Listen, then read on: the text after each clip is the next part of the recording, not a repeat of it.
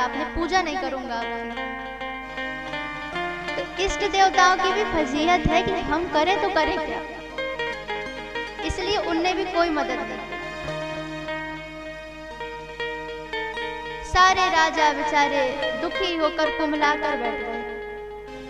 अब जनक जी विचार कर रहे हैं कि जिसको उठना चाहिए वो उठते नहीं है प्रभु श्री राम, और जिनको उठना नहीं चाहिए वो बिना उठे मान नहीं रहे। तो क्या करें जिससे प्रभु श्री राम उठ जाए? तब आप विचार करिएगा एक बात कि अभी गणतंत्र दिवस आने वाला है कुछ दिनों में, 26 जनवरी। तो आप डंडा ना उठाएं और कहें झंडा ऊंचा रहे हमारा, तो क्या झंडा ऊंचा हो जाएगा? भैया जब डंडा उठाओगे लहराओगे तभी झंडा ऊंचा होगा। तो ऐसे ही जो श्री रामचरितमानस जी है, श्री राम कथा है, उसमें जो लक्ष्मण जी का चरित्र है वो दंड के समान है, और प्रभु श्री राम का चरित्र ध्वजा के समान है। तो जनक जी ने विचार किया यदि एक बार लक्ष्मण जी उठ जाएं तो श्री राम भी उठ ही जाएंगे। लेकिन लक्ष्मण जी कैसे उठे? अच्छा, एक बात विचार करने की है। जब भगवान आ रहे थे मिथिलापुरी, विश्वामित्र जी लेने के लिए गए, तो भगवान चाहते तो सबसे ज्यादा प्रेम भरत जी से करते थे। भरत जी से कहते चलो भरत हम दोनों चलते हैं। तो भरत जी को क्यों नहीं लाए? लखन जी को क्यों लाए? भगवान ने विचार किया कि अभी हम मिथिलापुरी जाएंगे, वहाँ परशुराम जी भी आएंगे, तो हम तो भैया सीधे हैं, ज्यादा कुछ बोलते नहीं, और भरत भी बिल्कुल हमारे ही जैसे। भरत जी और राम जी में कोई अंतर नहीं, दोनों एक जैसे हैं। तो मैं भी शांत, भरत भी शांत, कोई लड़ाई कौन करेगा वहाँ पर? एक लड़ाई वाला भी तो चाहिए। तो चलो लक्ष्मण को ले चलता हूँ, ये बढ़िया लड़ता है, बढ़िया तर्क वितर्क करेगा। तो कहा लक्ष्मण तू चल, भरत तू रहने दे।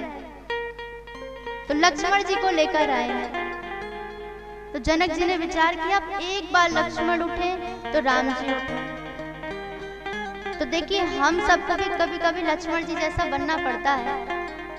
आज का समाज ऐसा नहीं कि केवल राम जी बनकर सीधे सीधे काम चल जाए।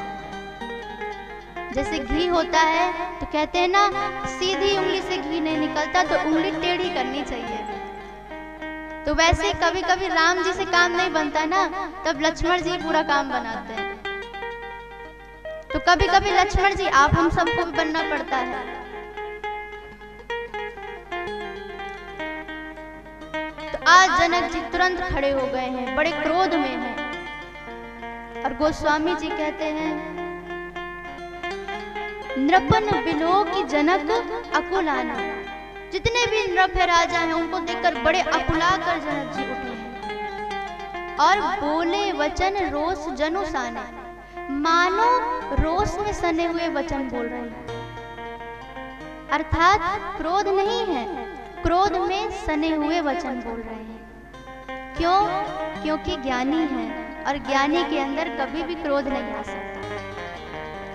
और आज तुरंत जनक जी उठ गए और क्रोध में भरकर बोल पड़े, दीप दीप के भूपति नाना, दीप दीप के भूपति नाना, आए सुनी हम जो पन उठाना, आए सुनी हम जो पन उठाना।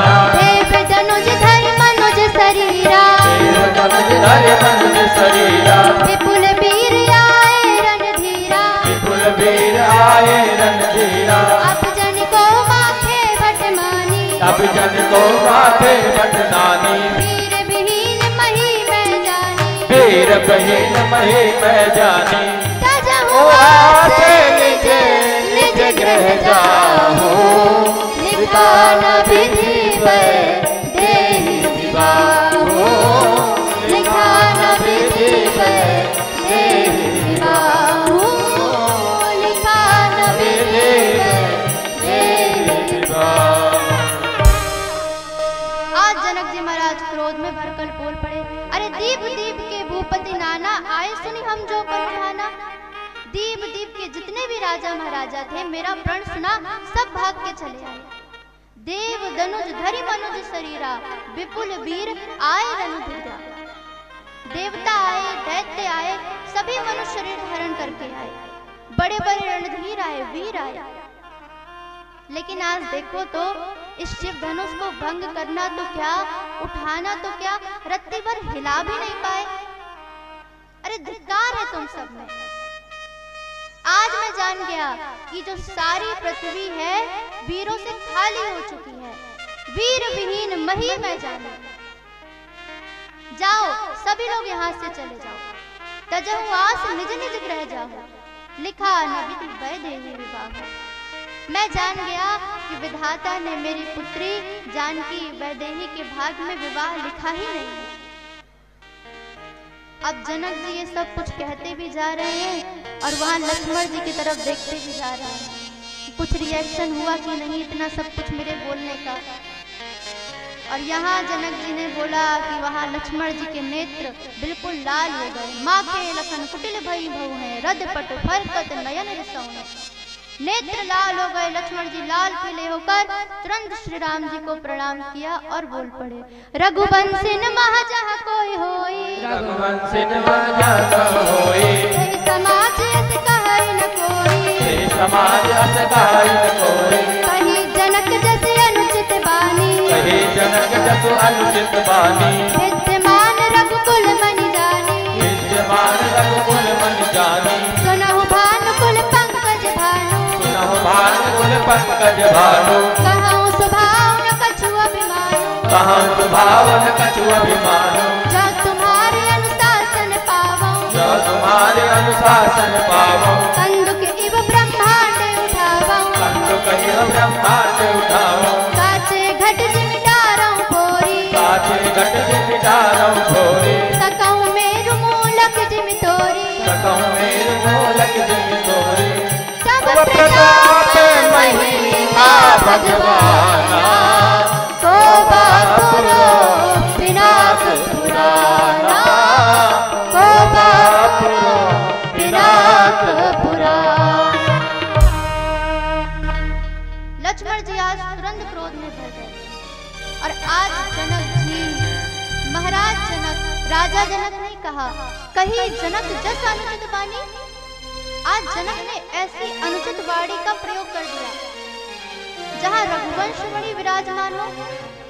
अरे रघुवंशी जहां पर भी विराजमान होते हैं वहां ऐसी कोई बात नहीं करता। और रघुवंश मणि प्रभु श्री राम यहाँ विराजमान है, फिर भी आज जनक ने ऐसी अनुचित वाणी का प्रयोग किया। आज लक्ष्मण जी पूरे क्रोध में भरे हुए हैं और कहते हैं, भैया आप सुन लीजिए, मैं कुछ भी अभिमान से नहीं कह रहा, सब कुछ मैं आपके प्रताप की महिमा से ही कह रहा हूँ।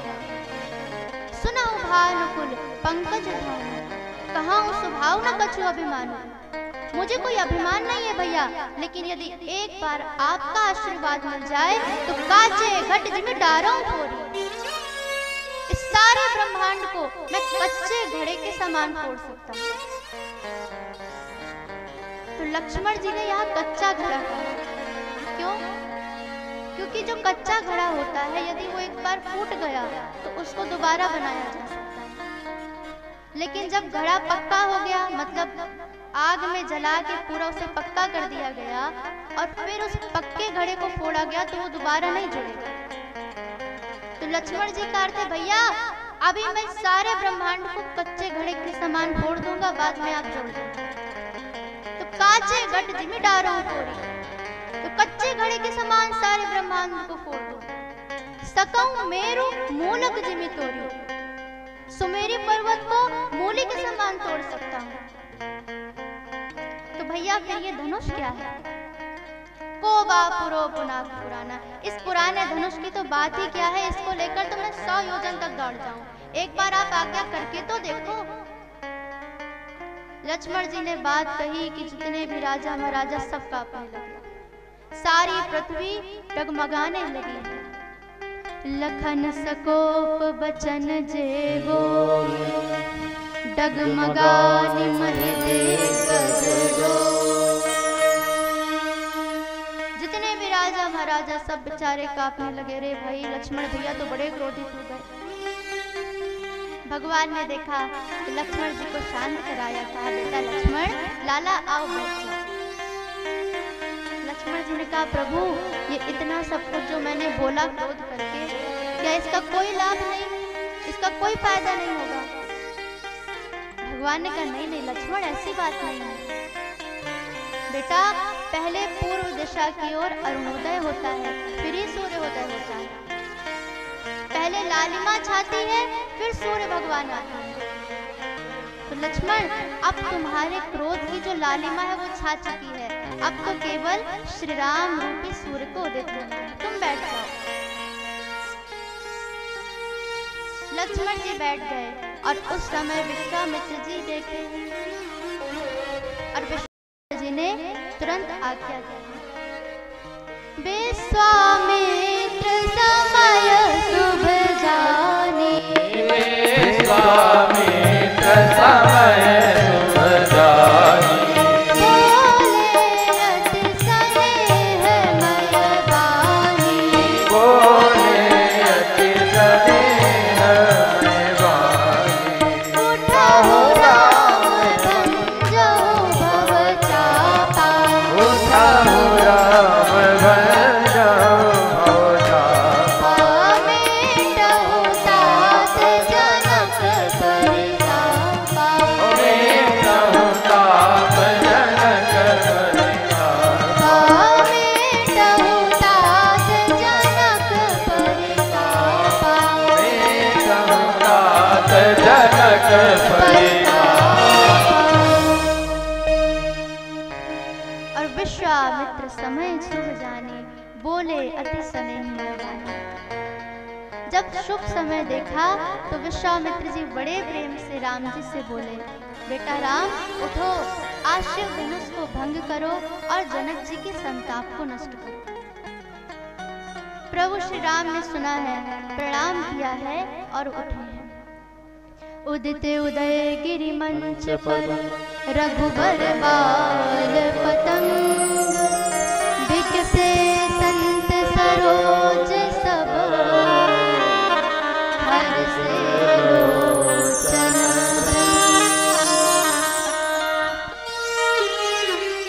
जैसे भगवान आज उठे हैं, सारे संत प्रसन्न हो गए हैं। जितने भी अच्छे जनकपुरवासी हैं सब प्रसन्न हो गए हैं।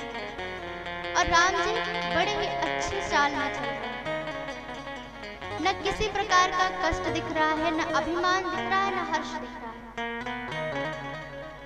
लेकिन जब आज इस चाल को राम जी की सुनैना माँ ने देखा है तो मन में संशय हो गया, अरे ये छोटे से बालक इतने विशाल धनुष को कैसे भंग करेंगे?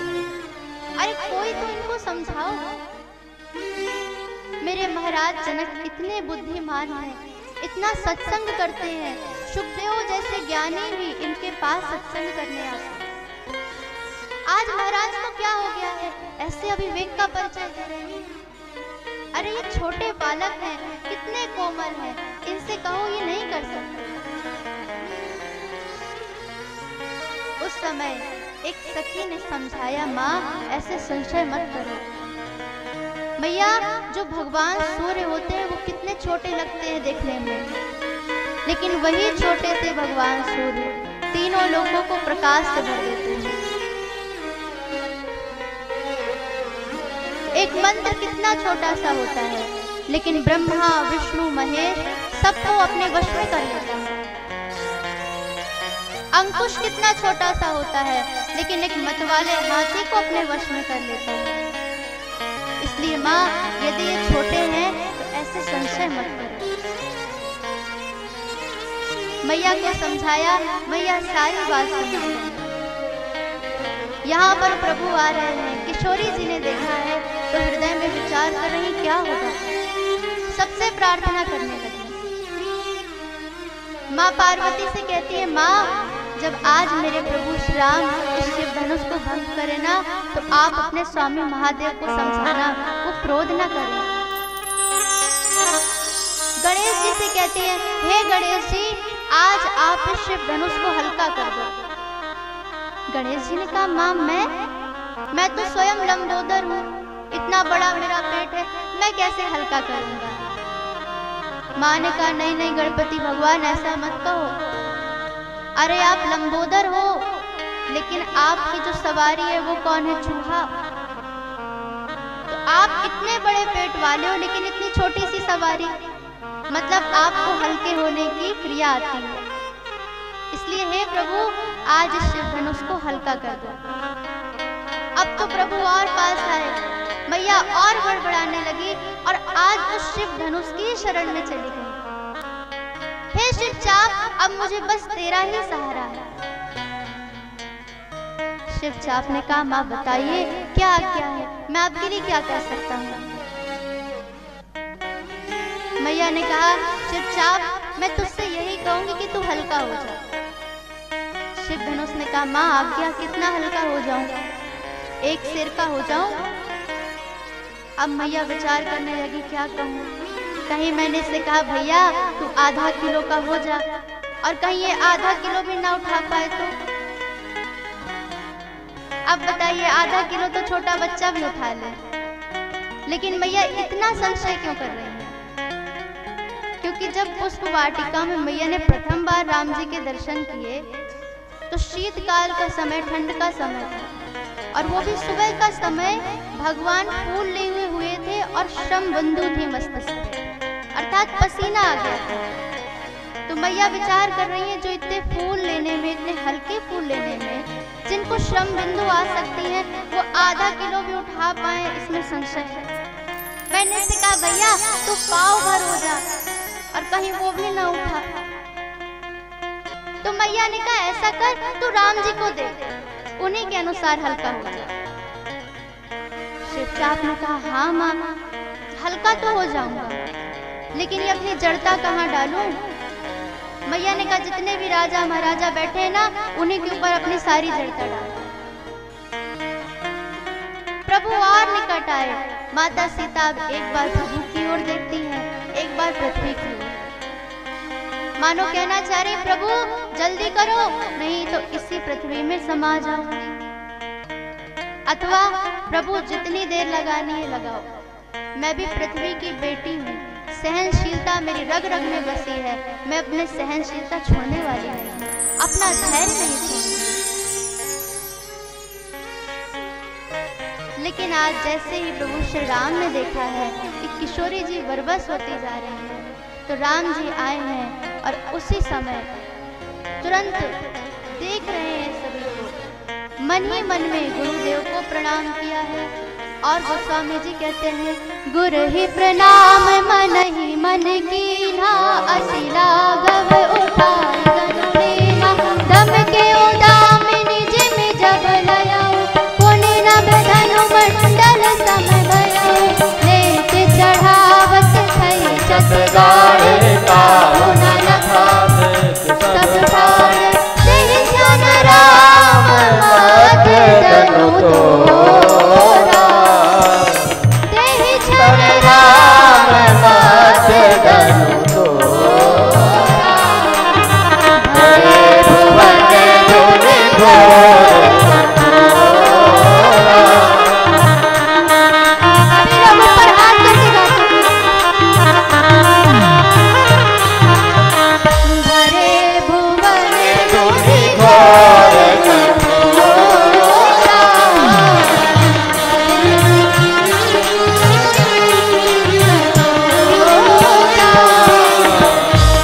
भरे भुवन घोर कठोर तज मानव चले, करहि दिग्गज ढोल मल्ल, बोल गुरुम कलमल, सुर असुर मुनि कर कान दीन, सकल विकल विचारहि, कोदंड खंजऊ राम दुनि, जयति वचन उचारहि, जयति वचन उचारहि, जयति वचन उचारहि। बोलिए सियावर रामचंद्र भगवान की। और ऐसे आज जैसे ही भगवान ने शिव धनुष को पकड़ा है तो पूरे आकाश में बिजली छा गई और पूरा धनुष आकार बन गया है, सभी जगह कंपन होने लगी है। नदियों का जल आज अपनी सीमा को तोड़कर बाहर आ रहा है, कुएं का जल अपनी सीमा को तोड़कर बाहर आ रहा है। सूर्य चंद्रमा आपस में टकरा रहे हैं, सारे देवताओं के जितने भी वाहन हैं आपस में टकरा रहे हैं।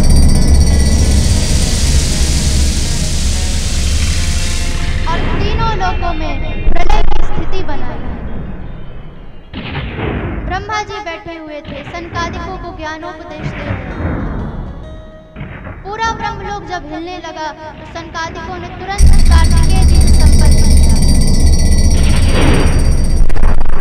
और कार्तिकेय जी से संपर्क किया है। हरि ओम। हाँ महाराज बताइए। अरे बेटा कार्तिकेय क्या बात है, तुम्हारे पिता महादेव क्या प्रलय लाना चाहते हैं, क्या हो रहा है ये सब? कार्तिकेय जी ने कहा महाराज हमको नहीं पता, हमारे पिता शंकर जी तो स्वयं ने त्रिशूल तांडव कर रहे हैं। कौन है जो मेरी अनुपस्थिति में प्रलय की स्थिति ला रहा है? तो तीनों लोकों में हाहाकार मचा। सूर्य चंद्रमा से टकराए, सारे देवता एक दूसरे से टकराने लगे, वाहन टकराने लगे, लेकिन किसी को एक खरोच भी नहीं। क्यों? मंगल भवन मंगल हारी, मंगल भवन मंगल हारी,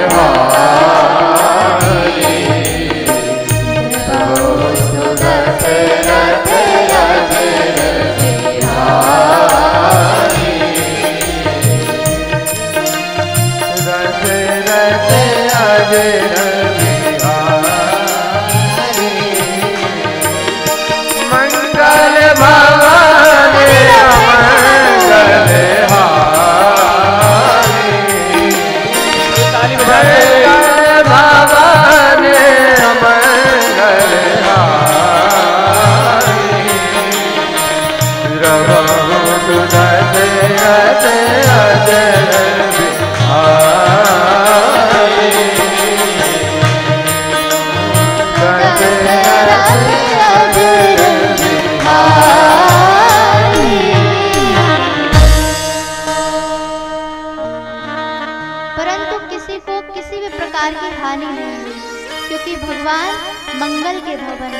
अमंगल को हरने वाले हैं, तो किसी का भी बुरा कैसे हो सकता था? ऐसे भगवान ने शिव धनुष को भंग किया है। तो तेहि क्षण राम मध्य धनु तोड़ा। तो अवधपुरी और लंकापुरी के बीच मिथिलापुरी में भगवान श्री राम ने शिव धनुष को भंग किया, अथवा तेहि क्षण राम मध्य धनु तोड़ा। न देवता ने न दैत्य ने मनुष्य योनि में आकर भगवान श्री राम ने शिव धनुष को भंग किया,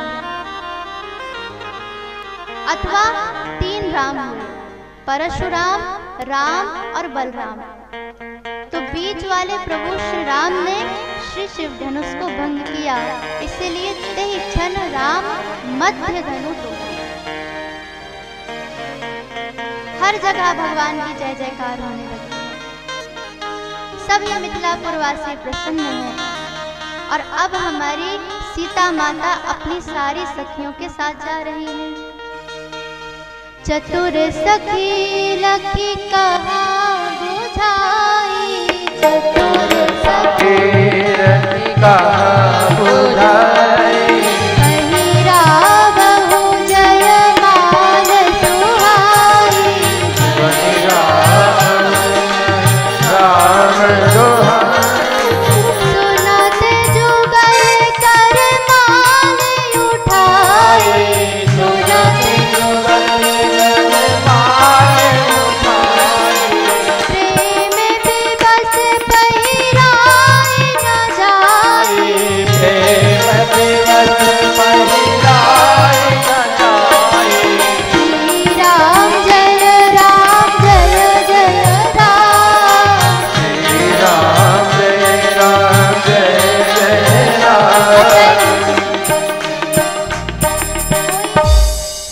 भगवान का भजन गाता है। हमने आपसे कहा भैया ताली बजाओ, आप लोग बिल्कुल धीरे धीरे बजाते हैं। आप भोजन करके आए कि नहीं? अच्छा भोजन कौन करके आया? हाथ उठाइए। सब करके आए हैं ना? तो फिर भी आपकी ताली नहीं बज रही। तो सभी लोग ऊपर हाथ करके बजाया करिए। सभी लोग पहले ऊपर हाथ करिए और अब आवाज आनी चाहिए। एक बार हम, एक बार आप। श्री राम जय जय राम।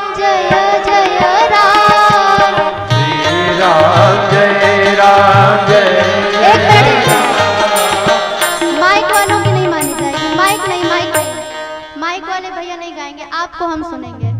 पहले आप लोग गाइए, आप बाद में गाना। श्री राम जय जय राम।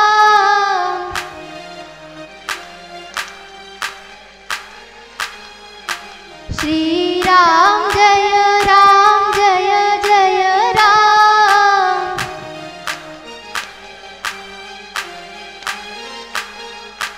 श्री राम जय जय राम।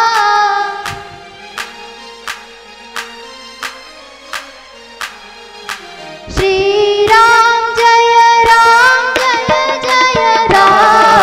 श्री राम जय जय राम। सीता राम जय सीता राम। सीता राम जय सीता राम। राधे श्याम जय राधे श्याम। राधे श्याम जय राधे श्याम। जय रघुनंदन जय घनश्याम। जय रघुनंदन जय घनश्याम। सीता राम जय सीता राम। सीता राम जय सीता राम। जय रघुनंदन जय घनश्याम। जय रघुनंदन जय घनश्याम। राधे श्याम जय राधे श्याम। राधे श्याम जय राधे श्याम। सीता राम जय सीता राम। सभी लोग ऊपर हाथ करिए। राम जय सीता राम। जय सिया राम जय सिया राम। जय रघुनंदन जय घनश्याम।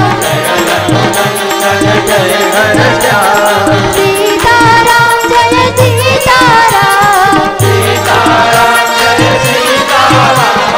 राधे श्याम जय राधे श्याम। राधे श्याम जय राधे श्याम। जय रघुनंदन जय घनश्याम। जय रघुनंदन सभी लोग पढ़ते हैं। सीता राम जय सीता राम। राम जय सीता राम। जय रघुनंदन जय घनश्याम। जय रघुनंदन जय घनश्याम। जय सिया राम जय सिया राम। जय सिया राम जय सिया राम। सीता राम जय सीता राम। सीता राम जय सीता राम। सीता राम जय सीता राम। सीता राम जय सीता राम। जय रघुनंदन जय घनश्याम। जय घनश्याम। बोलिए राम गोविंद सरकार।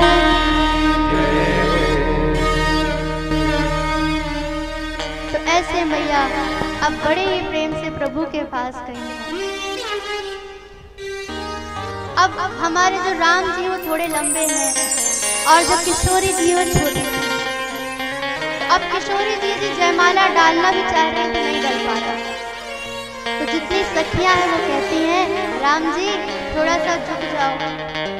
राम जी कहते हैं हम क्यों झुके, हम रघुवंशी हैं, रघुवंश शिरोमणि, हम किसी के सामने नहीं झुकते, हम तो बिल्कुल सीधे खड़े रहेंगे। अब तो सारी सखियां हाथ जोड़ रही, प्रभु एक बार झुक जाओ, लेकिन राम जी नहीं झुके।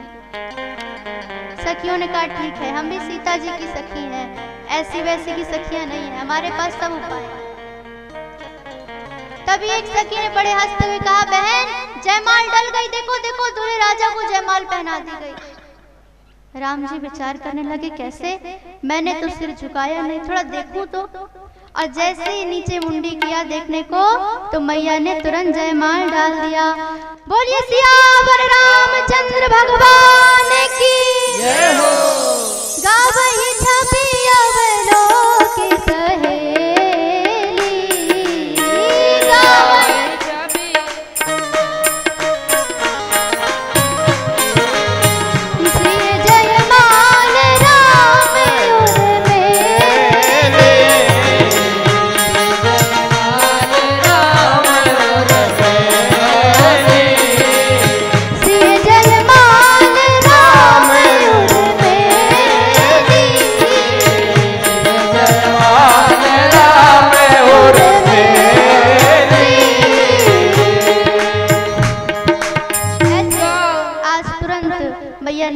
माल पहनाया, जय जयकार होने लगी है, पुष्पों की वर्षा होने लगी है।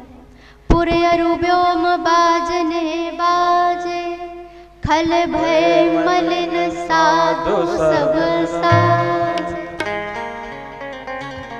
तो सब तो प्रसन्न है, लेकिन जो दुष्ट राजा हैं वो बड़े दुखी हो गए।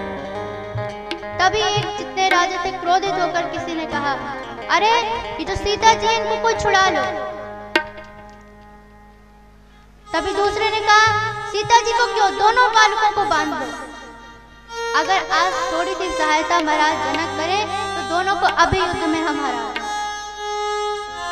तो पीछे खड़े राजा ने कहा, भैया बोलना बस है कि कुछ करना है, जाओ कुछ करो, जब से बोल ही रहे हो। तो आगे वालों ने कहा, अरे बोलना बस है, करना नहीं है। हम तो इसलिए बोल रहे हैं कि कुछ नहीं तो थोड़ा बहुत दंगा लड़ाई तो हो ही जाए, एक दो गिर जाए, लड़ाई हो जाए, हाथ पैर टूट जाए, तभी तो मजा आती है। उसने कहा, अच्छा ऐसी बात है, ठीक है तो फिर हम भी बोलेंगे। अब तो चारों तरफ से आवाजें आने लगी, धरी बांधो नर बालक दो, दोनों राजकुमारों को बांध लो। लेकिन कौन बोल रहा है पता नहीं चल रहा। लक्ष्मण जी क्रोध में भर गए। भगवान ने कहा, लक्ष्मण भैया कोई गड़बड़ मत करना, सारे राजा महाराजा यही हैं, विश्व युद्ध की स्थिति बन सकती है। लक्ष्मण जी ने कहा, भैया आप चिंता मत करो, लेकिन ये तो गलत है भाई, अगर हम शांत हैं तो हमारी शांति को हमारा डर नहीं समझना चाहिए, हम डरपोक थोड़ी ही है। भगवान ने कहा, रुक जाओ, इसकी भी मैं अभी तुरंत कुछ कार्य करता हूँ। और उसी समय तुरंत परशुराम जी महाराज आ गए। परशुराम जी का बड़ा भयंकर स्वरूप है। तेहि अवसरे सुनि शिव धनु भंगा, आयौ भृगुकुल कमल पतंगा। उसी समय परशुराम जी लाल पीले हो गए हैं, गौर वर्ण है, त्रिपुंड लगाए हुए हैं, एक हाथ में फरसा लिए हैं, एक हाथ में धनुष है, और बड़े क्रोध में चले आए। जनक जी ने देखा तो तुरंत आकर प्रणाम किया, सीता माता को बुलाया, प्रणाम कराया। और आज किशोरी जी को जैसे ही परशुराम जी ने देखा तो मन शांत हो गया और आशीर्वाद दे दिया, कहा, बेटी सौभाग्यवती भव। जितनी भी सखियां सब प्रसन्न हो गई। गोस्वामी जी कहते हैं, दीन ही असीस सखी हर साना। सारी सखियां प्रसन्न हो गई, हंसने लगी और मन में कहने लगी, वाह महाराज, आशीर्वाद देते हो सौभाग्यवती भवा, और दूसरी तरफ मारने भी आए हो, अब मार के दिखाओ। इसीलिए दीन असीस सखी हर साना। सखियां हंसने लगी, अब नहीं मार सकते, अब आशीर्वाद दे चुके। तुरंत सीता जी को भेजा है, विश्वामित्र जी आए हैं, मिले हैं, हृदय से लगाया, अरे परशुराम जी, अरे मुनि विश्वामित्र। और आज विश्वामित्र जी ने राम जी और लखन जी को आगे किया है, प्रणाम करवाया। और गोस्वामी जी ने क्या लिखा, विश्वामित्र मिले पुनि आए, पद सरोज में ले दो भाई।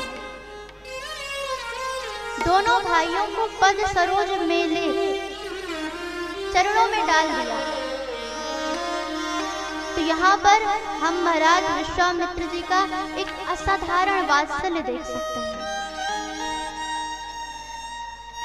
विश्वामित्र जी ने विचार किया, इन्होंने हाथ में फरसा लेकर रखा है, अगर इनको कुछ हो गया, ये मेरे पुत्र हैं श्री राम और लक्ष्मण, इनको कुछ हो गया तो मैं तो लुट जाऊंगा। ऐसा वात्सल्य भाव, इसीलिए सामने खड़ा हूँ, अगर फरसा दिखाए तो कह दूंगा, महाराज मैं खड़ा हूँ, आप इनको कैसे मार सकते हो।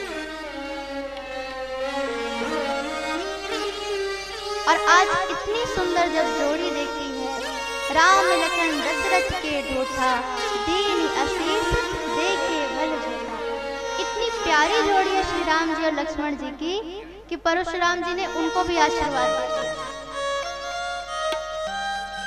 और अब जनक जी की तरफ देखे और बोले, जनक जल्दी बता, कौन है जिसने शिव धनुष को भंग किया है। आज जल्दी बता दे, नहीं तो जहां तक तेरी मिथिलापुरी है सारी उलट पलट करके रख दूंगा।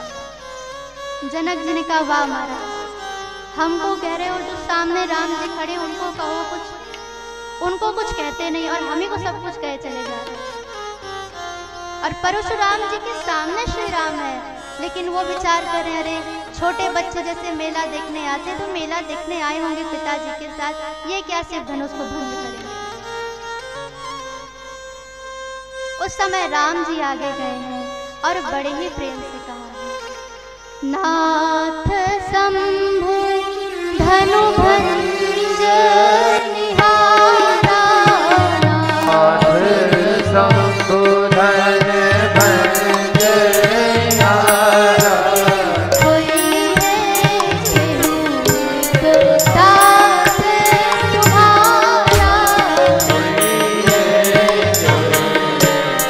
दास तुम्हारा। प्रभु श्री राम ने कहा, प्रभु इस शिव धनुष को भंग करने वाला तो कोई आपका एक दास ही होगा। परशुराम जी ने कहा, राम मैं कुछ नहीं जानता, जिसने भी शिव धनुष को भंग किया है उसको जल्दी मेरे सामने लाओ, न तब मारे जाए हैं सब राजा, नहीं तो जितने राजा है ना सबको मार डालूंगा। अब तो जितने राजा सब थर थर थर थर कांपने लगे। अच्छा, जब परशुराम जी नहीं आए थे ना तो ये राजा बड़े अभिमान में थे, सब कहने लगे इन बालकों ने शिव धनुष भंग कर दिया, हम भी कर लेते। वो तो हम कर नहीं रहे थे, जानते थे शिव धनुष को भंग करेंगे तो परशुराम जी आएंगे और कौन उनका क्रोध शांत करेगा, इसीलिए हमने शिव धनुष नहीं भंग किया, नहीं तो हमारे तो बाएं हाथ का काम था, हम भी कर लेते। लेकिन जैसे ही परशुराम जी ने कहा जल्दी बताओ किसने शिव धनुष भंग किया, नहीं तो सारे राजा मार दूंगा, सब कांपने लगे और सब कहते हैं हे भगवान, राम जी सीधे सीधे ना कह सकते थे मैंने ही भंग किया है, कोई है कि एक दास तुम्हारा, आपका कोई एक दास ही होगा। ये कहने की क्या आवश्यकता थी, हम सब फंस गए इनके चक्कर में, सीधी सीधी बात नहीं करते ये भी। लेकिन आज ये सब कुछ यहाँ पर लक्ष्मण जी अभी शांत खड़े सुन रहे, अभी कुछ नहीं बोले। क्यों नहीं बोले? लक्ष्मण जी ने विचार किया कि सारे संसार का ठेका मैंने लेकर रखा है क्या, अब इनको भी कुछ करना चाहिए, ये करें मैं नहीं देखता। अर्थात शिक्षा क्या मिलती है कि सारी दुनिया में विश्व में क्या हो रहा आप छोड़ो, आप तो केवल रघुराम जी को पकड़ो। हमारे प्रभु श्री राम के साथ क्या हो रहा है हमें वो देखना, और सारी दुनिया को तो भगवान संभाल लेंगे। तो अभी तक लक्ष्मण जी नहीं बोले, सारी बात को ध्यान से सुन रहे हैं। लेकिन परशुराम जी ने कहा राम, जिसने भी आज शिव धनुष भंग किया है वो सहस्त्र बाहु के समान मेरा दुश्मन है।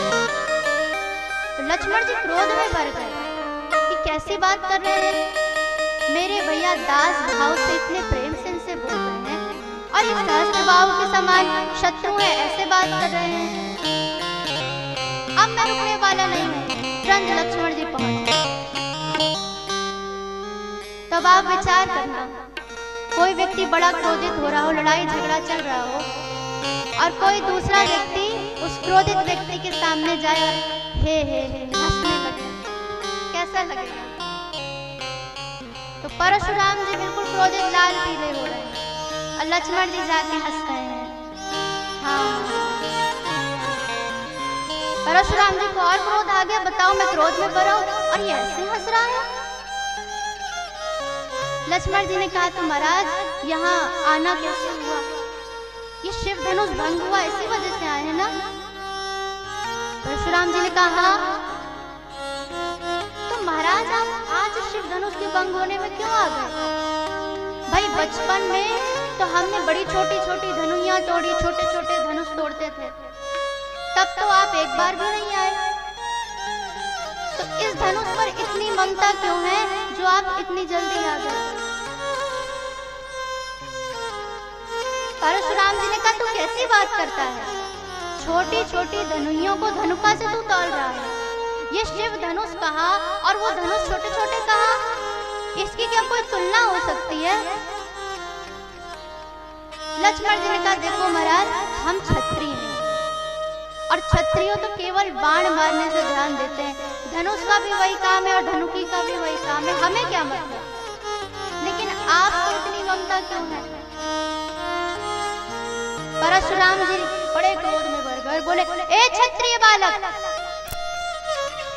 तू जानता भी है तू किसके सामने खड़ा है। मैं परशुराम हूँ जिसने 21 बार सारी पृथ्वी को क्षत्रियों से विहीन कर दिया, और उस परशुराम के सामने खड़े होकर ऐसी बातें कर रहा है। लक्ष्मण जी हंसने लगे, वाह वाह महाराज, जीवन में पहली बार ऐसे वीर पुरुष के मैंने दर्शन किए जो स्वयं से ही अपनी इतनी तारीफ कर रहा है। हाँ हाँ, मन तो भरता नहीं होगा आपका, सोचते होंगे कोई मेरी कितनी अच्छी तारीफ करेगा, कुछ ना कुछ कमी रह जाएगी, इसलिए बोले रहो, खुद ही की तारीफ किए रहो, संतोष नहीं होता होगा।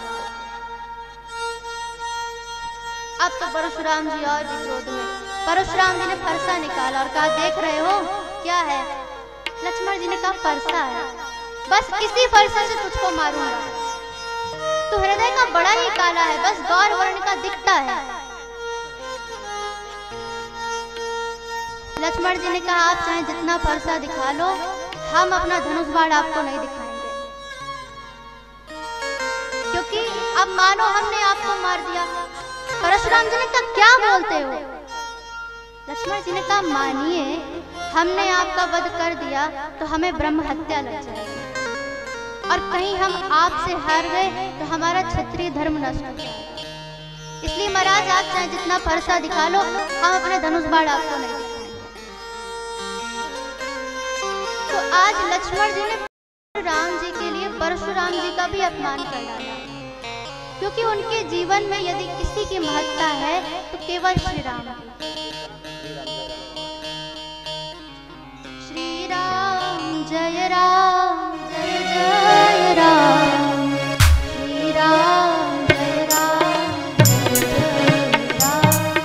जय राम, श्री राम जय राम जय जय राम, श्री राम जय राम जय जय राम, श्री राम जय राम जय जय राम,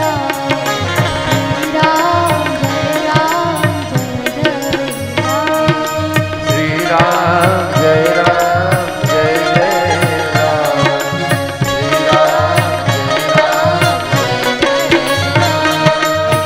राम जय राम जय जय राम, श्री राम जय राम जय जय राम,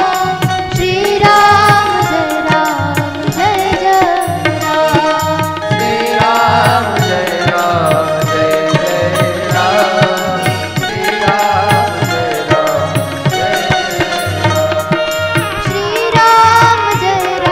जय जय राम, श्री राम जय राम जय जय राम, श्री राम जय राम जय जय राम, श्री राम जय राम जय जय राम,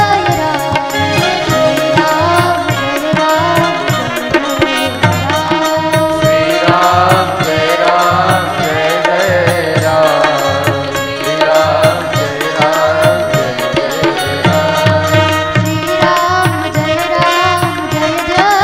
जय जय राम, श्री राम जय राम जय राम, श्री राम जय राम जय जय राम, श्री राम जय राम जय राम, श्री राम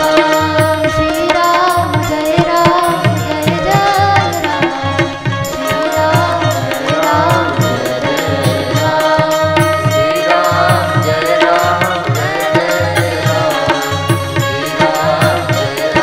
श्री राम जय राम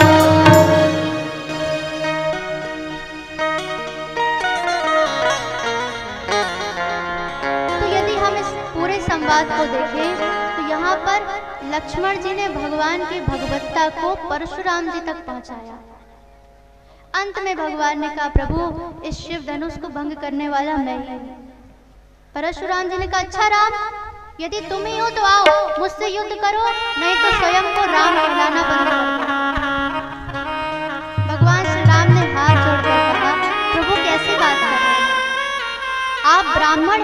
और मैं क्षत्रिय हूँ, तो आप तो हमारे पूज्य हो, हम आपसे कैसे युद्ध कर सकते हैं? आपका नाम परशुराम है और मेरा नाम राम है, तो मैं तो हर प्रकार से आपसे प्रभु हारा हूँ और मैं आपसे युद्ध नहीं कर सकता। लेकिन महाराज, जैसी बात आप कर रहे हैं, यदि ऐसी बात हमारे सामने काल भी खड़ा होकर करेगा ना, तो हम उससे भयभीत होने वाले नहीं हैं, क्योंकि हम रघुवंशी हैं, हम उससे भी युद्ध कर सकते हैं, क्योंकि हमारे ऊपर आप जैसे ब्राह्मणों का आशीर्वाद है। जब यह बात सुनी तो श्री परशुराम जी समझ गए कि इतनी सुंदर, इतनी प्यारी बात प्रभु के अलावा, परब्रह्म परमात्मा के अलावा कोई नहीं कर सकता। तुरंत धनुष दिया और कहा, राम लो, आज मेरे संशय को दूर करो। लेकिन जैसे धनुष बाण देने को किया तो भगवान के पास अपने आप पहुंच गया। जान गए श्री परशुराम जी कि ये साक्षात परब्रह्म परमात्मा है। प्रणाम किया है, स्तुति किया है। तो पूरे आप इस संवाद को देखो तो यहाँ पर आज ये जो भगवान श्री राम ने परशुराम से जो चपाइयाँ कही हैं, ये श्रीमद् भगवत गीता का सार है। जैसे श्रीमद् भगवत गीता में जो एक क्षत्रिय थे, वो अपने धर्म से भटककर ब्राह्मण बनने जा रहे थे। अर्जुन ने श्री कृष्ण से कहा, प्रभु मुझे युद्ध नहीं करना, मैं जा रहा हूँ, तपस्या कर लूंगा, लेकिन अपने परिवार वालों को नहीं मारूंगा। उस समय भगवान ने भगवत गीता का ऐसा दिव्य उपदेश दिया कि अर्जुन सब कुछ भूल गए और अपने क्षत्रिय धर्म को याद रखा। तो जो ब्राह्मण बनने जा रहा था उसको क्षत्रिय धर्म पर वापस आया, और यहाँ पर जो परशुराम जी है, जो ब्राह्मण है, वो क्षत्रिय धर्म में चले गए। तपस्या करना भूलकर सबका वध करते रहे। और यदि कोई कहते महाराज आप ब्राह्मण हो तो क्रोधित हो जाते, तुमने मुझको ब्राह्मण कहा। तो भगवान ने आज ऐसा ज्ञानोपदेश दिया कि सारी बात परशुराम जी को समझ आ गई। पुनः अपना ब्राह्मण धर्म को लिया, प्रणाम करके तपस्या के लिए चल गए। बोलिए परशुराम जी महाराज की जय। अब तो तुरंत आदेश दिया गया है, तो तुरंत जनकपुर से अवधपुर तक चिट्ठी गई है। सारी बारात आई, सब मिले हैं और सुंदर विवाह का मुहूर्त निकाला गया है।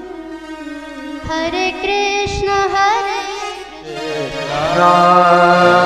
कृष्ण कृष्ण हरे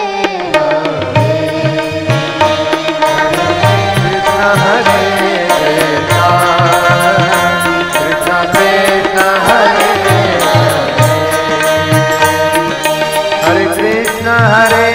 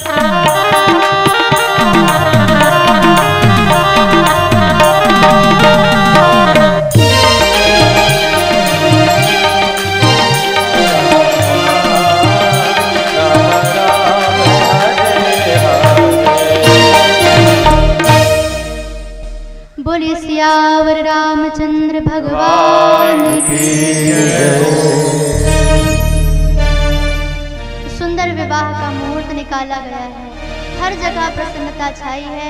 भगवान के विवाह का मुहूर्त हुआ और चारों भाइयों का विवाह हुआ है। हमारे प्रभु श्री राम का विवाह माता सीता के साथ हुआ है। श्री भरत जी महाराज का विवाह देवी मांडवी के साथ हुआ है। लखन भैया का विवाह देवी उर्मिला जी के साथ हुआ है और शत्रुघ्न भैया का विवाह देवी श्रुतकीर्ति जी के साथ हुआ है। बोलिए चारों भैया की जय हो, चारों बहू रानियों की जय हो। अब तो विवाह में महाराज जोनार कराया गया है, बारातियों को सुंदर भोजन कराया गया, लेकिन भोजन में क्या खिलाया? दाल चावल। सारे बाराती कहने लगे, हे भगवान, कोई बारात में दाल चावल खिलाता है, पूरी सब्जी कचौड़ी ये सब खिलाना चाहिए, ये दाल चावल क्यों खिलाया? तो इसके पीछे भी एक रहस्य है। एक संत बड़ी प्यारी बात कहते हैं, मिले दाल से दिल मिले, चावल से शुभ चित्त, घृत से हो स्निग्धता, यह जीवनार निमित्त। जैसे दाल चावल हम मिलाकर खाते हैं तो वैसे ही दोनों परिवार मिलते हैं, और घी डाला तो स्निग्धता आई, तो ऐसे ही स्नेह दोनों परिवार में बढ़ता रहे। तो पहले जब भोजन कराते थे, ज्योनार कराते थे, तो उसके पीछे भी कई रहस्य कारण होते थे। तो पहले के बड़े अच्छे बड़े प्यारे बंधन होते थे, टूटते नहीं थे। लेकिन आज का भोजन क्या है? तो लेकिन जब भोजन में ऐसे रहे, मिलत रहे प्रिय गोत, और पूरी कचौड़ी में प्रथम तोड़ा तोड़ी हो। तो पहले दाल चावल मिलते तो परिवार मिलते, लेकिन अब पूरी कचौड़ी लोग खाते हैं, तोड़ते हैं, तो ऐसे परिवार भी तुरंत तुरंत टूट जाते हैं। तो अब बड़ी प्यारी प्यारी लीलाएं हो रही है, सब जगह आनंद आ रहा है। और अब भगवान सभी भाइयों के साथ कोहर में जाते हैं। कोहर हमारी सारी माताएं जाती हैं, जहाँ सब माताएं होती हैं और दूल्हे राजा जाते हैं। दूल्हे राजा को बड़ी गालियाँ सुनाई जाती हैं। तो हमारे चारों दूल्हे राजा कोहर में गए। तो अब राम जी बेचारे धीरे धीरे चल रहे हैं, आगे राम जी, पीछे लक्ष्मण जी, फिर भरत जी, फिर शत्रुघ्न जी। तभी एक सखी ने कहा, अरे बहन देख देख राम जी कैसे चल रहे हैं, पग धीरे कैसे दुल्हा धरते हैं सखी, पग धीरे कैसे दुल्हा धरते हैं सखी, धीरे चले जैसे कोलू के बरते हैं सखी, धीरे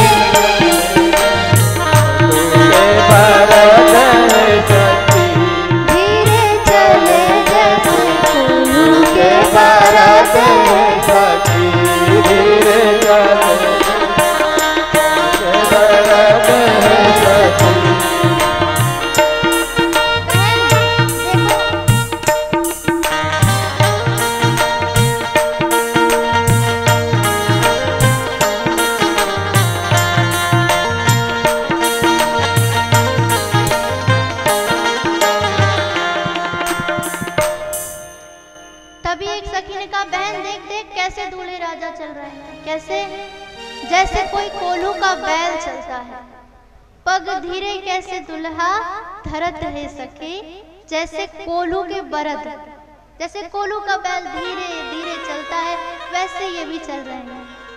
दूसरी सखी ने कहा, हे राम कैसी उपमा देते हो, ई उपमा में कौनो विवेक है सखी, उपमा में कौनो विवेक है सखी। इस उपमा में कोई विवेक है? दूल्हे राजा को कोई कोल्हू का बैल कहता है। दूसरी ने कहा, बिल्कुल सही कह रही हूँ। क्यों? बरदे की राशि दोनों एक है सखी,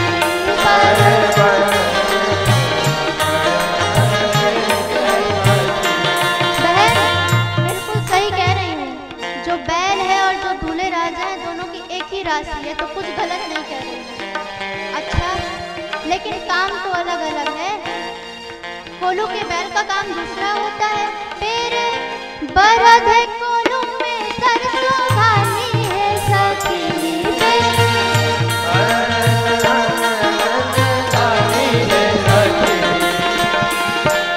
जो कोलू का बैल है वो सरसों घानी पेरता है। दूसरे ने कहा ये भी पेरते हैं। क्या पेरते हैं? 84 लाख के परवाने है सखी।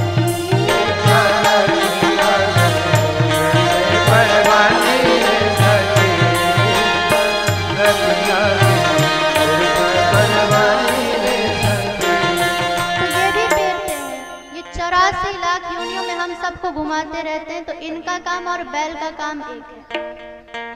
अब हमारे राम जी तो सुन लेते हैं गाली, लेकिन लक्ष्मण जी कहाँ से सुन रहे हैं?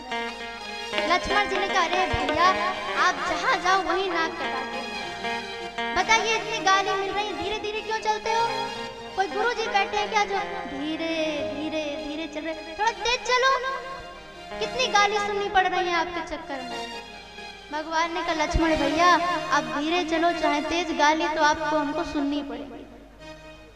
लक्ष्मण जी ने कहा हम कुछ नहीं जानते, आप तो तेज तेज चलो। भगवान ने कहा ठीक है। अब तुरंत हमारे प्रभु श्री राम तेज चलने लगे। सखियों ने देखा फिर बोली टेक लंबी कैसे दुल्हा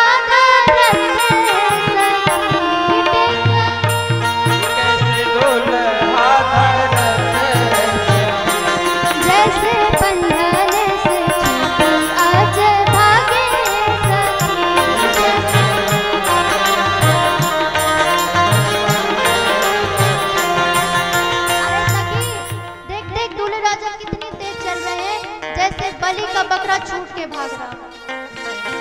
इसने कहा हे भगवान दूल्हे राजा को बलि का बकरा कहते हो? थोड़ी सी भी लज्जा आती है तुम्हें? दूसरी ने कहा नहीं ऐसे नहीं कहा जाता। आज बकरा के लोग सबका हंसते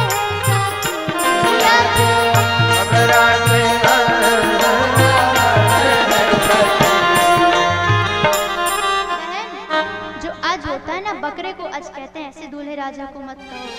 सखी ने कहा बिल्कुल सही कह रही हैं, ये भी अज हैं। और ये नहीं इनके पिताजी के पिताजी भी अज हैं। महाराज अज, फिर महाराज दशरथ आए और फिर श्री राम जी आए। और अजन्मा का एक अर्थ अजन्मा भी होता है अज का अर्थ। तो सोई अज प्रेम भगति बस कौशल्या के गोद। तो ये भी अज है, कुछ गलत नहीं कर रहे। अज एहू अज जा इन करे सखी।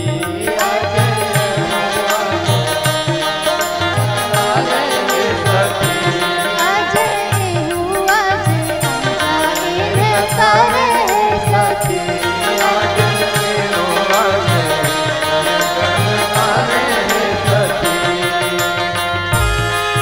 अब हमारे राम जी ने लक्ष्मण जी से कहा लक्ष्मण बताओ क्या करना है? धीरे चले तो भी गाली सुनी, तेज चले तो भी गाली सुनी। लक्ष्मण जी ने कहा चलो ही मत, चुपचाप खड़े हो जाओ। तो चारों भाई खड़े हो गए, लेकिन सखियां कहाँ रुकने वाली हैं? फिर बोल पड़ी अब लागे कैसे दुल्हा ठाड़े सखी। अब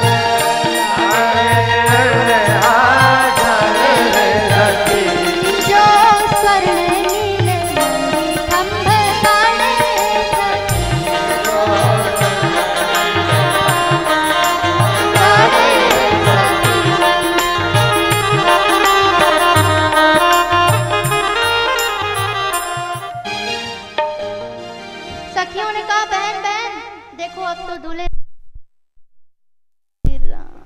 जय श्री राधे। सखियों ने कहा बहन देखो दूल्हे राजा अब ऐसे लग रहे हैं जैसे स्वर्ण के और नीलमणि के खंभे गाड़ दिए गए। सखी ने कहा नहीं नहीं बिल्कुल गलत उपमा है। खंभ जड़ किंतु दुल्हा तो चैतन्य है सखी।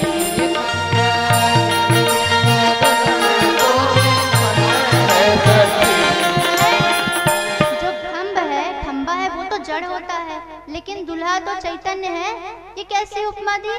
तो दूसरी सखी कहती है जड़ चैतन्य में नहीं अन्य है सखी।